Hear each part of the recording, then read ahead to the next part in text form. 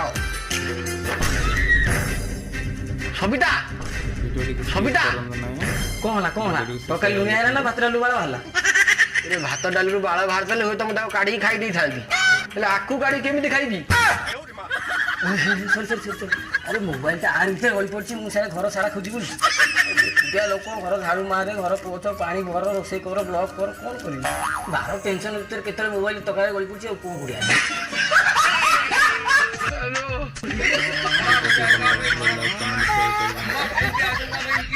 ବାପା ଏ ଜିନିଷ ଆଉ ଖାଇ ହବ ଟି? ହଁ all are okay. Mobile waterproof, ଭାତ ଡାଲି ତରକାରୀ ଆମର ସବୁ ୱାଟର ପ୍ରୁଫ୍।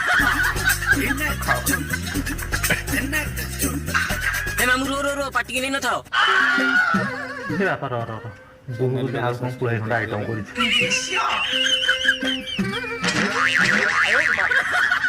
ଇଏ କଣ ବା